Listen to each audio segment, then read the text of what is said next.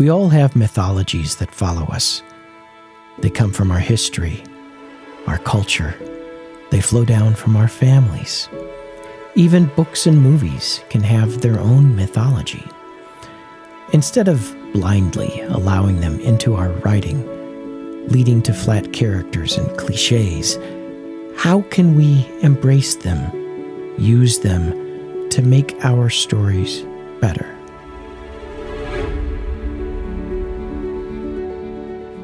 Welcome to the Epilogue. I'm Michael, and I'm here today with Elisabeth Sharp McKetta, who has kindly agreed to talk to us about her writing craft and maybe about how the craft of writing can intersect with your life choices. So once again, thank you for joining us today. Michael, thank you so much for inviting me.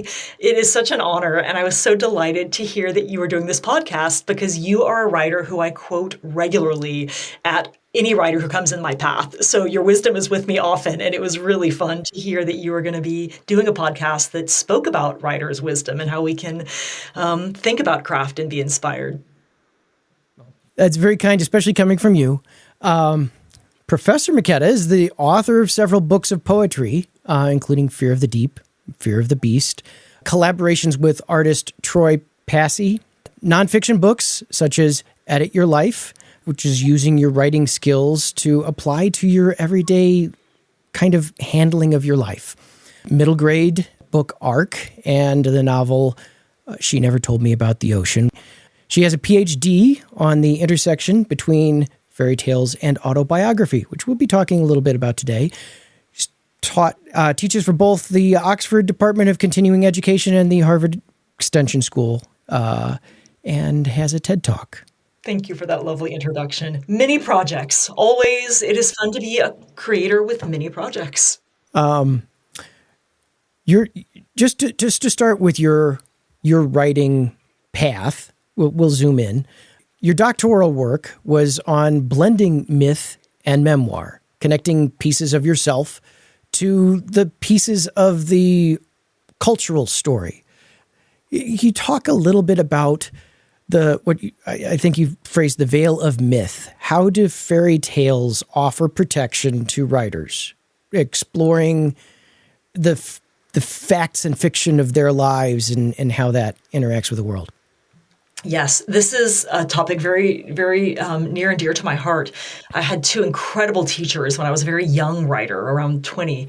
One in fairy tales, Maria Tatar, who is still publishing on fairy tales and all sorts of cool She wrote the book on it. She wrote the book on it. Yeah. She wrote the book on it. Several editions. She's brilliant and so warm. Such a great teacher. And so she taught me to see fairy tales everywhere. I've become the kind of horrible to watch movies with person because I'll see, 16 Candles and say, oh, that's a Cinderella story. Look, this is the ascent. This is the ball. Those are the shoes. Because they really are so fun. It feels like all of life is like a literary treasure hunt for these kind of mythic spines that become clear once you study them with a great teacher, which I got to do. So fairy tales came into the picture pretty early on as something that I had never thought of as being a multi-layered thing, and I'd never known other than the Disney movies. So it felt like that was my first experience of really understanding close reading and thinking that, that a story is about more than it is about. Like that idea sort of came to me through fairy tales. So I think that really sort of began my curiosity as a reader in that way and as a viewer and observer of stories. And then at the same time, I started taking a really lovely memoir writing course with Hope Hale Davis, who's no longer living, but she was a former communist, outlived 4 husbands, this very storied woman who used to write for The New Yorker and had a group of Cambridge, Massachusetts memoirists who came to her house, well, first to Radcliffe, but later on to her living room every Tuesday.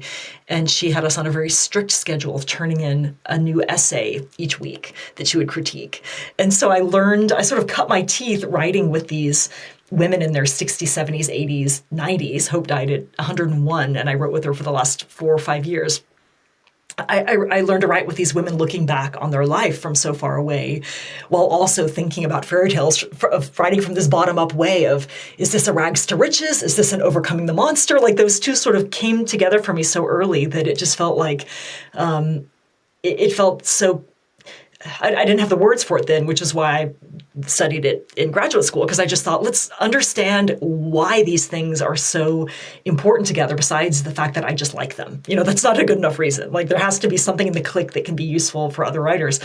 And what I've come to see, which feels so obvious now, but didn't to me yet then, is that the spine of most great stories are pretty cliched. There are a couple of great mythic plots that humans have been telling in our stories from, 4,000 years ago to today, that we love to hear again and again because they work, because they resonate with our experience, because they link with the things that the sort of the segments of life that we recognize. We've all thought of eras in our life where we overcame some sort of monster, be it an internal part of ourself that we felt uncomfortable with, or a difficulty with another person, or human versus, illness, human versus sort of community problem. Like, we've all sort of had opposition and found a way to, I don't know, to tell stories about that. And similarly, all of us have probably seen or heard or lived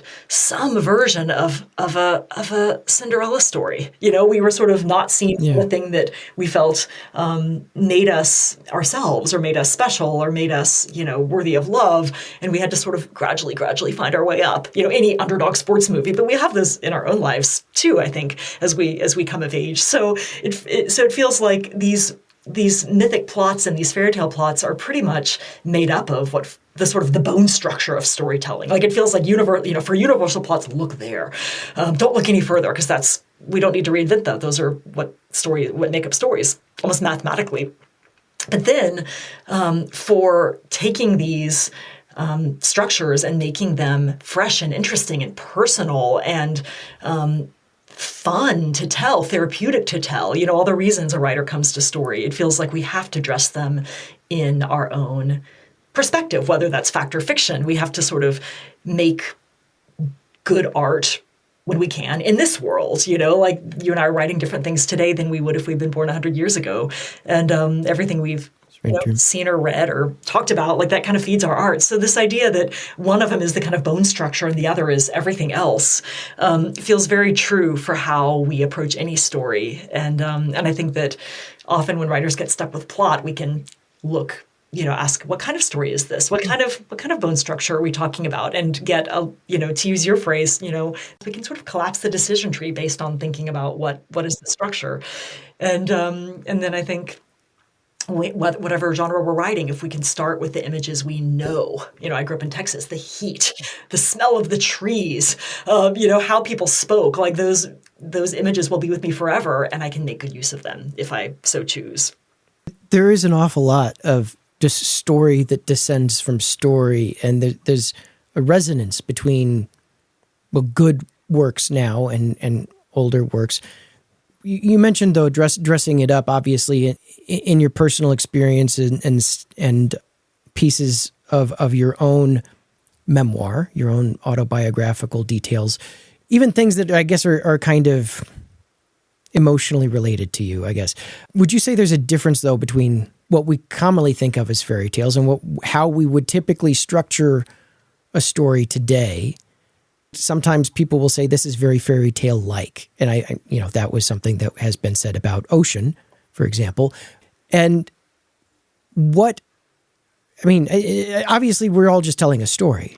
Yes. I feel like I love this. I feel like this is one of those wonderful questions that will continue creating more heads of questions, because it does feel like, what is a fairy tale? How do we use it? What is not a fairy tale?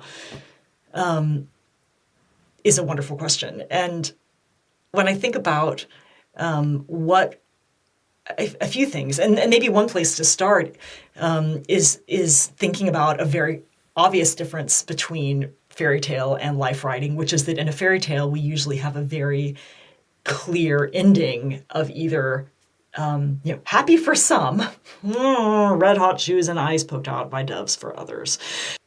In life writing, when we're writing memoir or we'll start with life writing because we can do all sorts of other things in other genres. We are the writer, and we are alive to write the end and to take the reader to some sort of ledge where we leave them and leave them feeling that there's some, even subtle, not shoved over them like a cage, but some subtle elixir, in both fairy tales and memoir, like someone goes through the woods and learns something and is maybe a little wiser. But in memoir, as far as I can tell, and I'm sure there are other ways to see this, but this is what I always come back to when reading the ones that I love. There are really only two possible endings, because we can't end with "we all lived happily ever after," because we don't know that. Who knows what will happen tomorrow? And we also can't end with "and we all died," and it was very sad, because obviously, we didn't, and here we are. So the sort of marriage, death, comedy, tragedy, like those typical endings of fairy tales are off the table for the memoirists. So, and tell me if you can see other ways between these, because I would love to see it being more nuanced, but I haven't been able to yet. I think in memoir, all we really have, we go through the woods, and we come to sort of a place where we can say, okay, here's what I've learned, or here's what it all adds up to. We've got either the option of change. I decided I would be who I really am, or I would leave Texas, or I would marry him after all, or I would have to make a large change in some way to align what I know the life needs to be and what it currently is. Change is one option. And then the other, I think, is a sort of acceptance, surrender, yep, it's a flawed place, but Texas is my home. Or, yep, it's a tough relationship, but he'll always be my brother. There's the sense of I accept these terms even if they're not perfect, which is a very kind of adult wisdom. But a fairy tale, of course, would not end in either one of those. That's way too nuanced and way too, grayscale for the fairy tale. But I think and then there are other things I think we can dig into. I think the imagery we should definitely look at too, because fairy tale imagery is sort of timeless and doesn't have logistics like parking tickets, but sort of sticks to the big epic essentials. But I would love the parking ticket complication. You have to, on the way to the ball, the pumpkin gets a parking ticket or something. You have to. You should write that. You should write that. Yeah, I could see that being a thing. The modern New York fairy tale. Totally, the pumpkin carriage is parked in the wrong zone. Yeah, totally. Well, it's interesting you brought up the nuance, the difference between, say, a myth and a fairy tale. There is mythic story, and then there's fairy tale stories. Typically, myths are much less subtle than what you might even think of as a fairy tale. It's not just a personal victory or tragedy. It is a cataclysm, or whatever the opposite would be. We have offended the gods. The boon. Right. Yeah. It is big. Yes, exactly. Because you have stories of different shapes, and you have there's some interesting strata going on in Ocean here, because there's some stuff that's kind of bordering on mythic, but there's also this kind of this folklore, this local mysticism that's kind of, you're seeing it through that veil, and that's obviously touching the lives of your characters. Yes, totally. And you used the phrase, I think you were the one who said, these are tools, not rules. You're not going to use every single one. And at the end of the day, it all has to serve the story. And it may be that none of these tools do. So those aren't your tools. Use other tools.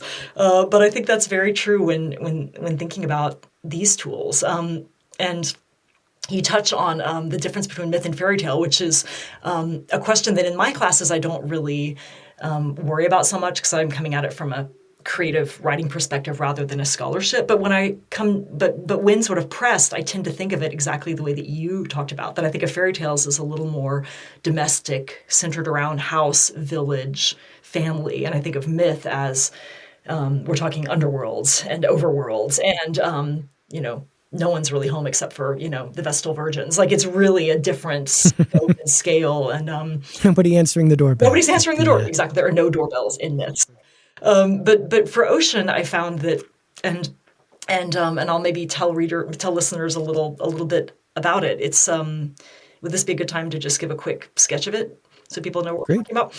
Yeah. She Never Told Me About the Ocean is my first novel, and is a 4-generation coming of age story told by 4 different narrators, one of whom is 18, one of whom is an older woman, but telling a story that happened to her when she was young, and then the other is a very wounded mother who's lost a son and has not been able to heal and forgive herself. So we've got sort of the maiden, the mother, the crone, and then the fourth, and the fourth silent voice. The fourth silent voice. We love the silent voice. Yeah. The silent voice was heavily debated when it was time to publish, because do we need her or not? But the fourth one is the mythical fairy. I made her a woman, fairy woman Charon of the underworld, who takes the souls, who's sort of who's the sort of death midwife, the midwifery's something that links the characters. The youngest character is a midwife in training.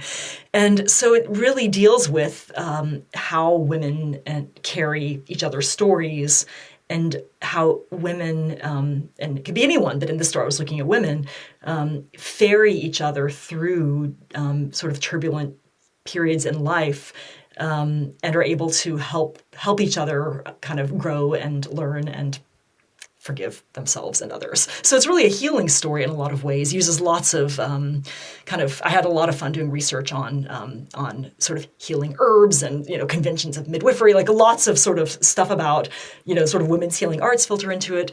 My ambitions for it were so big. And I always forgive myself as a writer for having ambitions that are way, way, way, way above my skill level. And I think I got this idea from, I feel like you're going to have to help me track this down, but I feel it was probably Annie Dillard's Writing Life, where she says something to the effect of, the idea is huge, and all we have is this little humble pencil stub in our paper. Like, we're never going to get it as beautiful and big as we've conceived it. We're just not. And yet, with the writer we are, with the skills we have, with the time we have, we're going to have to try. And I really took that to heart, because what I wanted Ocean to be was enormous. I wanted it to be a mythology of mothers and daughters, the way that I think of Star Wars as a mythology of fathers and sons. I wanted it to be enormous, and I have these skills, and so I got it, as high as I could, and then it still was not what it needed to be, and so I grew some more skills and got it as high, so I wrenched up as high as it could be, and it, of course, is a very mortal book. Like any book, it sort of became, the art that I make art when you make good art in the world, when you can. So I'm so happy. It came so much closer to my ideal version for it than I thought it would be able to. I was going to talk to you about your engineering of this interwoven structure that you've talked about before of these women and the points of view and this single story that they kind of share. So I guess let's talk about it, because it's really there is something big about the way that it is structured. Like, this multi-generational thing kind of tends to give age and weight to stuff, but it's also intimate. And I know you went through an awful lot of trying to weave that together, so I'll let you talk about that. Yes, it felt, because the intimacy had to be part of it. It was each, and back to the mythic memoir, each person's small individual journey clashing against everybody else's and hurt, making each other miserable, really, in various ways. Each one did, not each one, but many, several of the characters did tremendous damage in each other's lives, not on purpose, but they had to, but that's sort of hanging in there, and each one gets a first person I, because I only really know how to write in first person because memoir.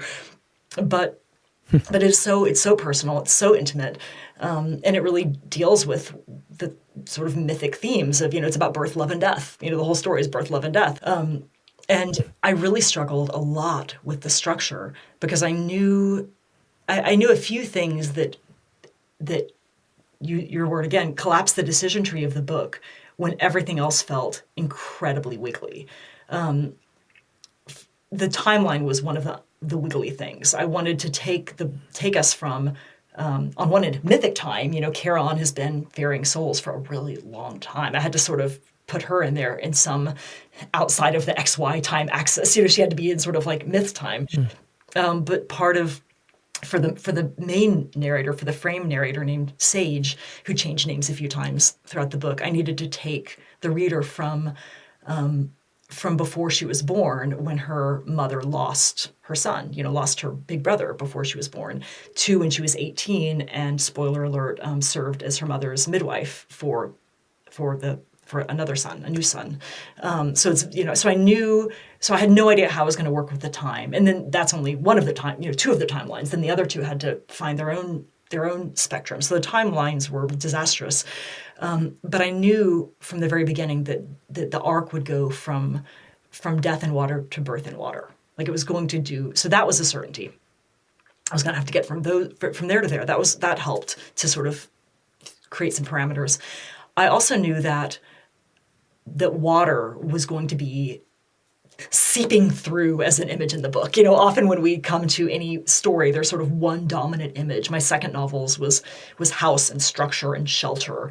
But this one was all about water. And I think part of that is because of how the idea for the book came. It came from a piece of birth mythology given to me by a midwife friend who I dedicated the book to.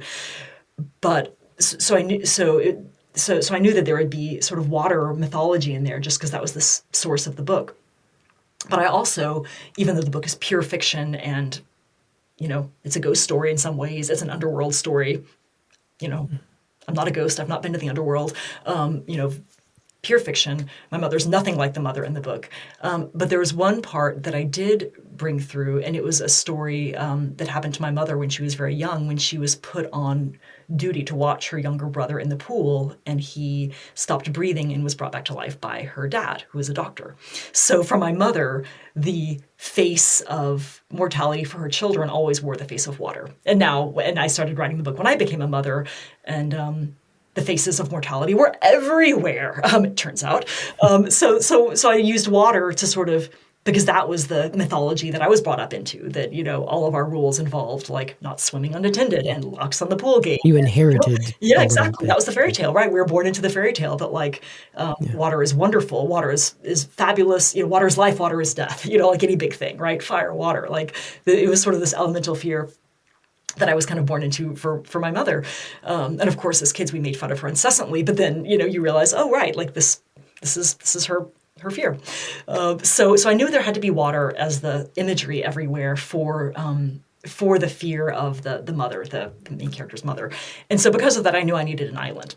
I needed to have it set on an island so that water would be everywhere, would be unavoidable. Water would seep into the way they talked to each other. Water would seep into the way they gave directions. I needed an island. And I grew up in Texas, which is not an island. So I had to sort of use my imagination to think, how can I create this place? I also knew the island needed to have access to an underworld. So it needed to be a mythic fairy tale. It couldn't be an island where we point and say, right here. Mm-hmm. It had to be a made-up island, even if I infused it with, whatever ocean mythology I could find or whatever I could, dredge up from my own experience of oceanside communities. But so those were certainties. I needed an island, needed the birth to death arc. Also, I felt pretty sure early on that I knew I'd need to have these 4 narrators, although I debated taking Charon out a few times. I'm glad I didn't. But I initially felt that the obvious structure was that of those lovely nesting dolls, those wooden dolls where you have a woman inside a woman, inside a woman, inside a woman. And right now I'm actually adapting Ocean into a script, which is new and exciting and fun and hard. And well, you're going to have to talk about that. I'll let you finish this thought. I'm very new and I'm a total baby writer in that realm, but I'm finding all the teachers I can and trying to learn as much as I can and having a lot of fun doing it. But one of the images early on is of a nesting doll in the credits, knowing again everything will change, but I feel that image is so important to the book. But in my initial structuring of it, when I tried literally to follow the structure of having these different the frame narrator inside one, I tried to do that 9 times, one for each of the months when the mother is pregnant, which is the track of the main book. It was a disaster, Michael. It was totally a disaster. Everyone who read it was like, what are you doing? Like, I don't stay. The sort of most helpful advice I got about that is one reader who said, I feel unmoored. Also, I guess a good water word. I don't stay long enough in any one character to know or care about them. So the structure, and this was sort of the damning feedback, which I had to accept was correct. The structure is getting in the way of the story. I have to say, your nesting doll, the way that these women are related and the way that they inhabit each other in a way through the narrative course of the story, the structure really reinforces that. There's something where they bleed into each other the way it is right now. And that really just reinforces the sameness, which is great where they're in conflict. I'm so glad. Thank you for saying that. That was what I wanted it to do. And I needed to loosen it to give it any chance of doing that. Because when it was that tight, it was almost as if I was suffocating it. It really felt like, and one of my wonderful readers, Lynn Miller, who always, I fling the spaghetti of a first draft at her and say, help me. It was her idea to loosen the structure by thinking about how I could give at least the first 30 pages to my main woman. And that, so she does have the beginning and the end. And then the other sections got parsed up. Still, it has the 9-month structure, but much, much looser. And you're right. I appreciate that you said that, because that was my hope, was that I could do kind of a nod to the structure, but not feel sort of caged by the structure. To do otherwise really feels kind of Tolstoyan. Yes. Sort of effort. He wrote an entire book about a war that he never actually even got to in the book. So it's like, anyway, there's a lot of themes in Ocean. The water, the family myth, the repeating cycles, the mothers and daughters, birth, love, and death, your mythic themes, and they're all in there. The characters themselves inhabit those pieces so much in there. So much. There's so much. And part of what helped them do that, again, I always think that in, so much of writing is this sort of infinite toggle between, fun play, throw spaghetti against the wall of discovery, this sort of grown-up equivalent of like building stuffed animal apartments out of cardboard boxes, just like fun. Like, we ultimately do this because it's fun, even if it doesn't always feel fun. But like, don't you think at the end of the day it should be fun? I don't know. We've got the fun part. We've got the create part, right? Most of the time.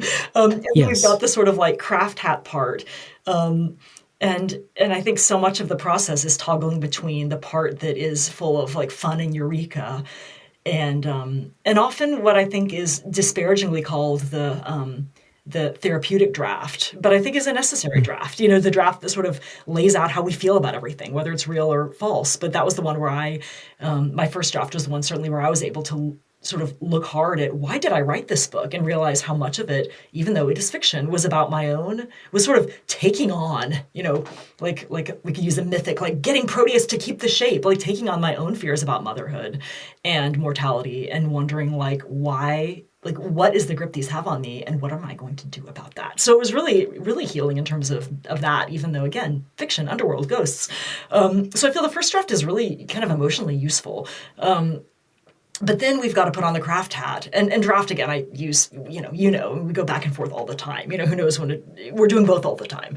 But when in this sort of craft realm, we actually have to make it good, and we have to ask, what does this do for the reader, and what does the place exert on the character? What do they both do with the theme? We have to sort of think like, we have to critical read our own work, which is so different than just saying like, oh, I think his name is going to be Lance. It's just like such a different kind of, it just uses a different part of the brain and taxes sort of different resources, I think. And now I'm forgetting where I was going to go with this. It's okay. I may have diverted in I don't I remember actually now. remember. I remember now. Okay. The women personifying the birth, love, and death, which I love that you said that they do. I instinctively needed an 18-year-old because I felt like she's like she's on the cusp. I instinctively needed a mourning mother, and I instinctively needed this sort of wise old woman.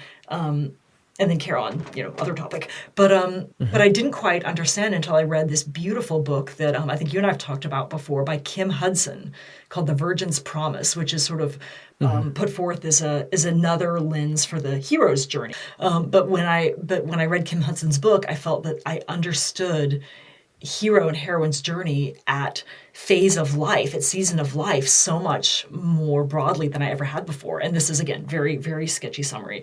And so apologies to Kim Hudson for a very sketchy summary. But my take on it is that she put the hero in opposition to the coward. That, the hero's test is, do I have the courage to sacrifice myself for a greater cause? Is we greater than I? And if the hero can answer that positively with his actions, and his, could be Moana. It doesn't have to be gender specific, but the hero's narrative.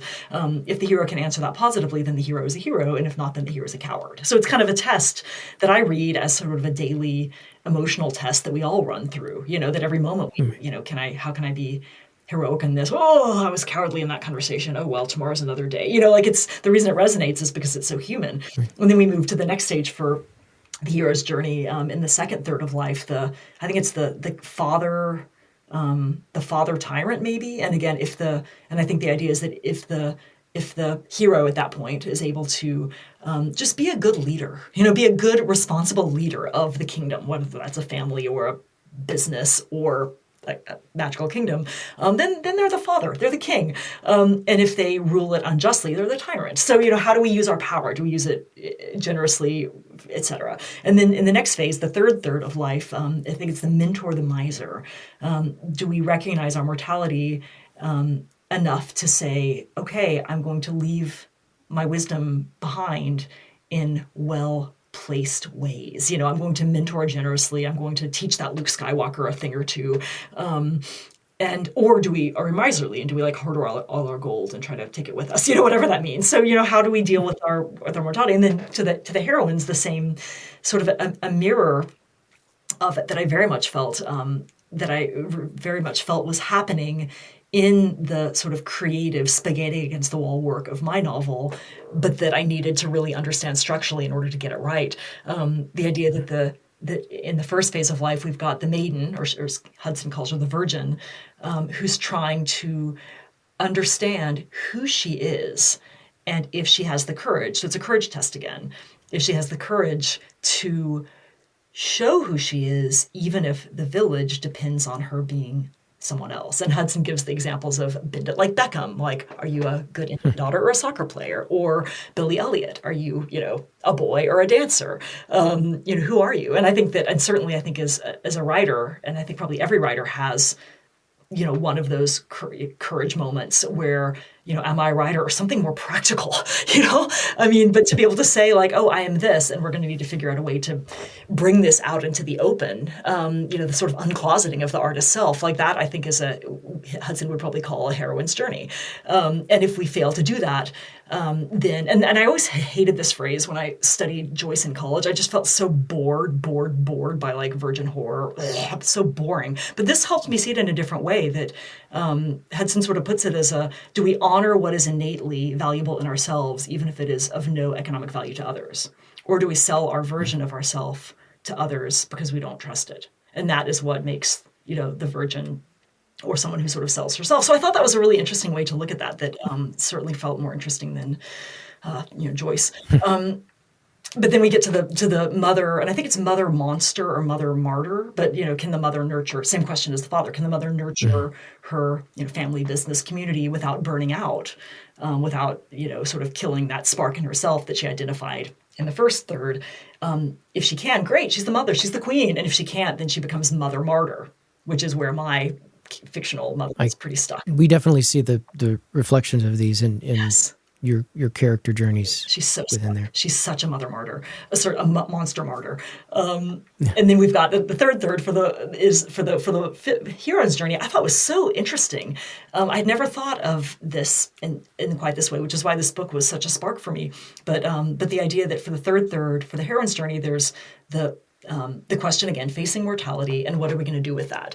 And Hudson distinguishes between the crone who looks at her mortality, accepts it, and looks back at the world that she's about to leave with a kind of trickster mischief. And I love the trickster idea. And I think now that I see this, I see it everywhere. There are lots of sort of tricky older women that play that role. And I mentioned Moana earlier, Moana's grandmother, someone who sort of smiles and kind of sometimes like throws, pebbles into the path of the heroine on the wrong way or the hero on the wrong way and says, is this really where you want to be stepping? Have you thought through this? Ask sort of tricky questions to sort of help the people, the young wise people get on their own path. So I love the trickster crone. And then the hag, I think she puts forth as like a Mrs. Robinson character who's sort of afraid to die and therefore says like, everything is mine, won't let the world turn naturally. So it's such a cool idea. And so, so very much that helped me finish the book by thinking we've got my maiden, we've got my monster who needs to become a mother, and we've got the crone who will die by the end of the story, spoiler alert, but who will sort of imbue her wisdom on the generations. So, but that book, like, it's always so funny what tools or resources sort of come when you need them to help you finish a project. I think especially wrestling with a work which deals so much in mythic structures, you obviously have to be kind of explicit about wrestling with those mythic structures directly. But that's still sort of a thing that can apply for even more personal works, which I guess probably ought to be a segue, I guess, for me to start talking. There's an awful lot to talk about in Ocean, and I guess we could keep going on Ocean. Could go anywhere. Like but I also would, we should also talk about Arc. It's a middle grade novel, and it's told in these kind of freeform verse-ish missives from the point of view of a 11-year-old. This is also something that has an origin in the personal. You actually did move into a tiny house with your own family. TED Talk, actually, speaking of which will be in the show notes. So, I mean, you can obviously Google it. First of all, you want to talk about how this novel came to be and how it affected by events as you were writing it, things kept happening. So yes, it was. You're so lovely to bring up these. I feel I should make a birth order analogy here, and I should foist on you. Where are you in the birth order? I was firstborn. Firstborn, me too. Hey, firstborn. The fairy tales really don't treat us very well. Usually, the thirdborn gets the best. Yeah, it's okay. It's okay. I feel that probably deserve it. In the birth order of my novels, all of my learning showed on Ocean, which I feel about as a parent. I feel like, oh my gosh, all of the learning pains, like, I learned everything. And my sweet firstborn is quick to remind me, like, you were not this way for my brother, just because, like, we didn't know what we were doing. And I think for Ocean, I had no idea what I was doing. I had no idea how to finish a book. It bears so many marks of my learning. And it was a life changer in teaching me how to write a book. It was an amazing, like, I don't think any experience will ever kind of feel as transformative as the firstborn book. And I'm so glad the second one was easier. Arc was so much easier than Ocean. I think just it had to be. I think that there's some books just like wear us out and take every bit that we will give them and more. I remember so many times when I would think Ocean was done and, send out a flurry of queries and think, okay, now I can move on to the next thing. And then, like someone in a bad relationship would come back and be like, rejected again, but with enough hope that if you just revise this, it'll be, it just felt like every time I was ready to move on to another project, Ocean would land back in my lap and be like, maybe this time you can get it. It just took forever. And it never seemed to get good enough for my standards for it and for the people that I wanted to publish it with. So Ocean just went on and on, took, 8 years from, I guess 10 years to publish, 8 years to sort of get right. So I think I wouldn't have done another novel, I think, under those terms. Those felt like very bad terms to repeat. I think that's reassuring to a lot of people who think, oh my gosh, I've been working on this for so long. That's something you hear about these Paolini, just dashed something off and people just like published it and plastered, wallpapered their house with it, whatever. And then you hear these nice reaffirming stories about how it took me 20 years and 3 kids and 2 mortgages and a couple of major surgeries. Who knows whatever else was, involved in that time. Yes. These are the scars, right? Like these are the scars that we wrote through. And like, it's all part of the soup. It's part of the soup. Oh, I love that. Thank you for pausing to point that out. It's so true because it isn't easy. It isn't easy. And I think we don't have to get into there today, but maybe a future one. I think probably one of the risks of, I won't go there. I was going to get into AI and robots and things. But the promise that it will be easy seems like it is a way of diminishing the potential of the toil to shape us, because we are always wiser when we finish an enormous project than we were when we started it. And in a way, the kind of greater the toil, the wiser we are, because we've earned every one of those lessons and scars. But the second one had to be easier. And luckily it was. So and I think this is really advice that I give my writers a lot that I actually for once took with ARC, that sometimes things write hard. They just write hard and we have to be patient with them.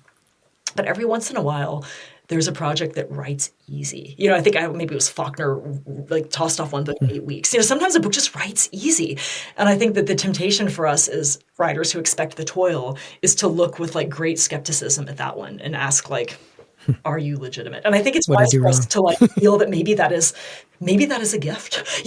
Maybe like that actually is legitimate and we should trust it and we should assume that our instincts about what is good literature actually still hold true, that sometimes a book writes easy. And ARC did write easy. And I felt like I could look I didn't have to, look the gift askew because I felt like, oh my God, give me an easy one. And it wrote I think it was maybe, I can't remember if this is exactly how it lined up because I was using the myth at the center of Ocean were a lot of sort of ocean myths and a lot of mother-daughter kind of grinding against each other, stepmother fairy tales. Those are influencing Ocean.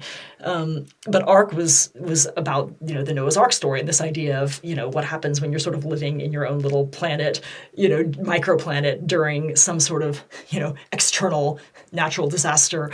So I think I actually set out to write it in 40 weekdays, which is to say 8 weeks. And I think I did succeed in getting the draft done in that period of time, which again, like COVID, I had nothing else to do, like my kids didn't want to hang out all day.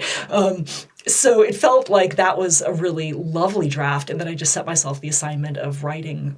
And I love that what did you call them? You called them these little free-form missives. I love that you use the word missives. Yeah. It's a great word. They started I thought of them at the beginning as poems, but I'm very disrespectful towards genre. I feel like a story is a story is a story. Pretty language is pretty language. Like, make it a good story, make it beautiful. I wrote it as poems, thinking that would just make it possible for me to write it, to sort of skip along in it. I for whatever reason, poems feel like a more permeable art form to me, that you can write a poem in like a lovely short period of time. But a novel, you have to think about the connective tissue and you have to think about what happened 40 pages ago. So I gave myself the grace of, you can write this thing in poems. They can be in any order. Just grow it 5 pages a day. And most of them became kind of little prosy chunks. Some of them were haiku. But I watched the manuscript grow 5 pages a day. And then once it hit about 100 or 120, I just stuck it on my bulletin board and sort of moved it all around and was able to get it into its shape pretty quickly. But it was such a pleasure to write something that had, where I started with sort of a clear moonshot of here's what it needs to be. We need to take the girl from here to here. Had a shorter timeline, only a few months, only one narrator. That was good. And the imagery in there was so clearly home and shelter. And she had a school project involving shelters that she failed.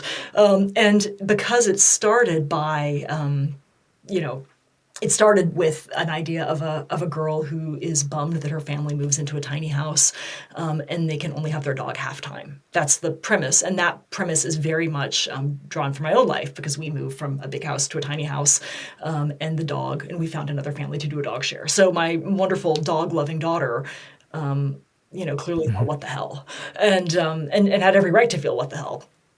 So that was sort of the truth at the center of it, and I think all four probably agree that moving to what we call the shed was a wonderful choice and shaped us, shaped our family culture in ways that I think we all now feel, continue to pay dividends, wherever we live in the world. And we no longer live there, but at the time, that was sort of a problem for her. And so I took that as an idea and thought, what would happen if during COVID, people were buying, you could see interesting things happening with animals, right? Like lots of people were getting dogs, but also lots of people were having to move. I know so many people that did big moves.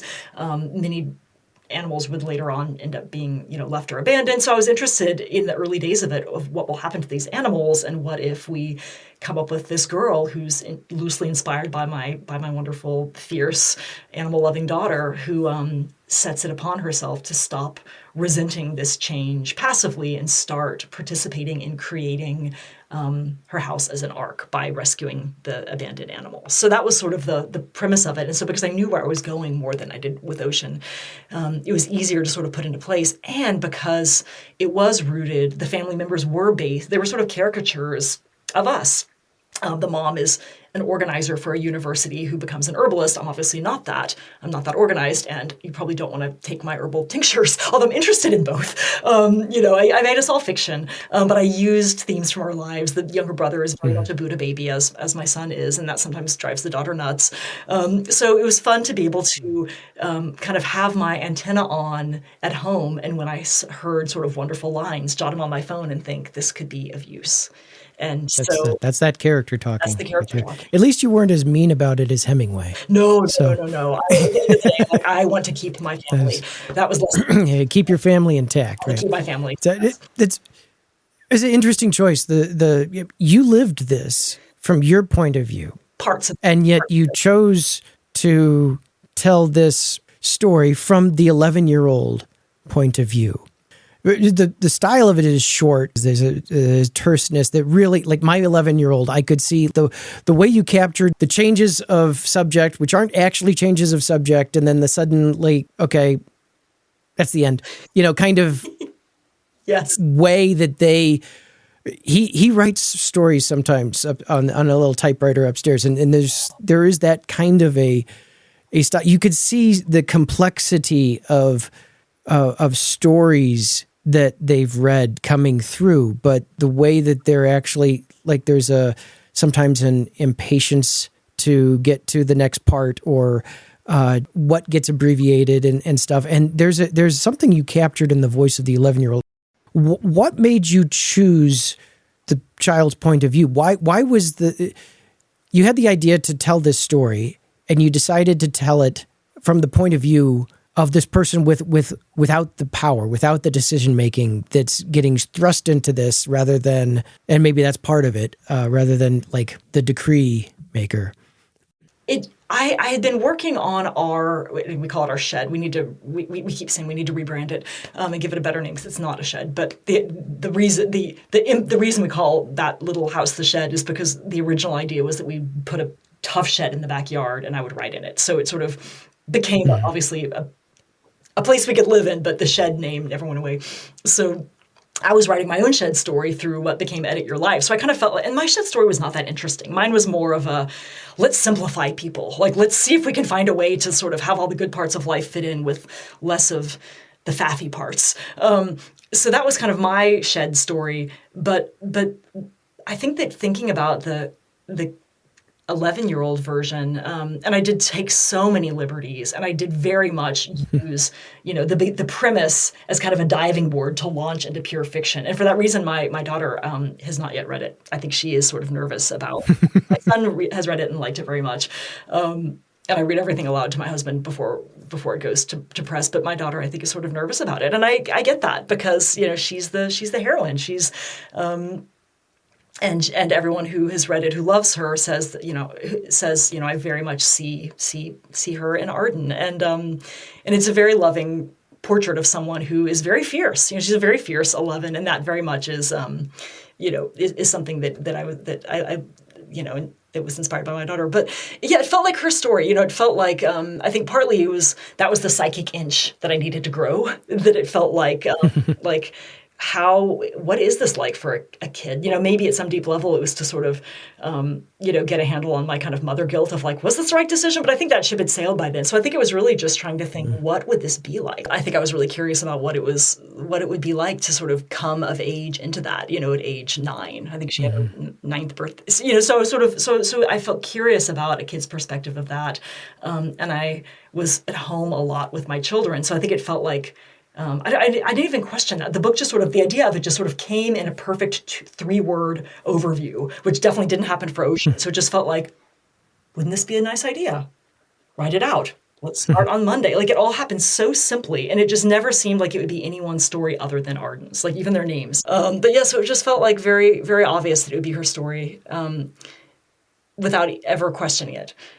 Currently, I'm working on a sequel for that. Not a sequel so much as just like a companion from the brother's point of view. Again, inspired by my son. Very different story. My son loves tragedies, which is funny for a 10-year-old. But he says stories that end happily are quite boring. So this one is actually a tragedy. A dog has to die. So in the works. But, both are about children and animals and morality, and our relationship with sort of home and, village essentially, but through very different perspectives, and very different kids. You have your TED Talk and also your book, Edit Your Life. You're talking about applying the principles of writing, or most especially editing, to your life, which crafting the world that you want, removing things that don't fit. That's a wonderful thing to be able to do as a writer. But, and then how do we do that whenever we really wish somebody would take an eraser to something happening in our lives? So, what a beautiful way to put that. Yes. And that does feel like, and this is something I'm thinking about more and more. I keep like wiggling toward the line of AI because I'm thinking about it, but I don't want to again go there today. But when I ask the question, like, what are we left with as writers if at some point what we would publish can be done as well by a non-human? And I keep finding comfort in the thought that the toil that shapes us, the work of reflecting on our lives, using words to the best, to the best of our abilities, thinking about structures and what they mean, the work of becoming wiser with each project. Like that's what we get to do. Like we get to have the fun and wisdom of writing it, which again, there are certain points in the book where none of it feels fun or wise. But it does feel like that's, at the end of the day, I think the most important part of the writer's life is the life. And I think that goes back to also the Hemingway question, at the end of the day, like like nothing is like, there's nothing that I could want to write that I would want to write enough to like hurt somebody, that anyone, but especially not the people that I love. And it always just feels like if there's a question between writing and life, if the two are at odds, and I feel lucky in that for most of my life, they've not been, my family and both birth and maid have been very supportive of my writing. But ultimately, I feel like if the question had to be answered, I think we got to choose life. So I guess that sort of comes to my, comes back to this, the edit life question, that so much about the edit your life is about asking, what is it that makes us feel alive? And for writers, of course, writing is certainly part of the answer. And how do those things become more of what we look back on our life and remember, having engaged with, day after day? Because I feel you and I, who traffic in writing communities, know so many people, and at different points I've been this person who are the writers who don't write, or writers who are afraid to write, or writers who damage their lives because of how much they're afraid to write. I mean, it's just such a, whereas at the end of the day, I think healthy people do things that make them feel alive and try to remove or deal with or somehow find a form of compromise with the obstacles to that whenever we can. But the life does feel like the primary work of art, which is not to say like perfect schedule, because I don't think that's possible. But I think that's, I don't know. How do you shake out on that? I'm thinking about that a lot.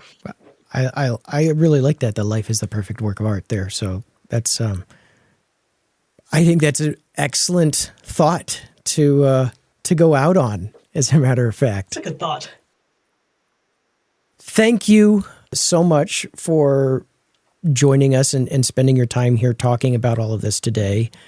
If people who are listening to this wanted to find you, where should they go? The most frequently updated place is my website, ElisabethSharpMcKetta.com. I'm very spotty on social media. But that's healthy. Yeah, I think you're right. But always, and I have my, I always love getting emails from writers and readers, so I would be happy to be contacted. Great. So we've got your website. We'll make sure we put that in the show notes. Obviously, we'll also be pointing out the books that we've talked about, but everybody can find everything, including the links to the rest of your social miasma on your website. So yes. Thank you again for joining us. Thank you so much for hosting, and thank you so much, listeners, for listening. And I would like to compliment you on the end on your beautiful ocean shirt. I didn't mention that earlier. That fits our Oh yes, well. For the visuals, yes, I have the this is the Bill Murray wear, the Life Aquatic shirt. So it's kind of all right.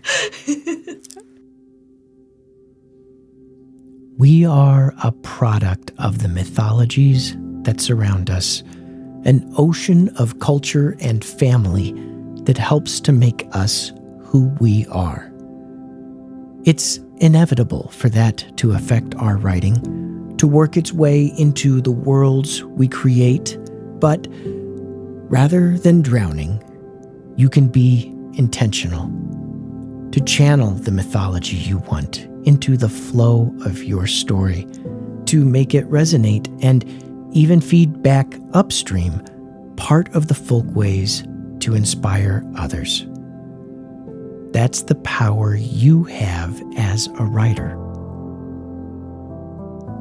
I would like to thank Elisabeth Sharp McKetta once again for joining us to talk about story.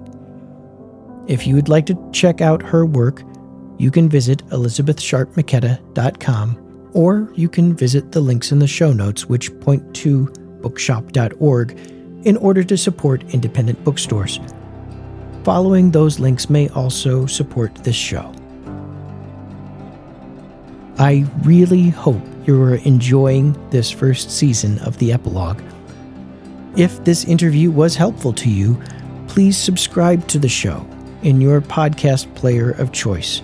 You can also visit theepilogue.net and sign up for the newsletter so you don't miss future interviews with other fantastic authors.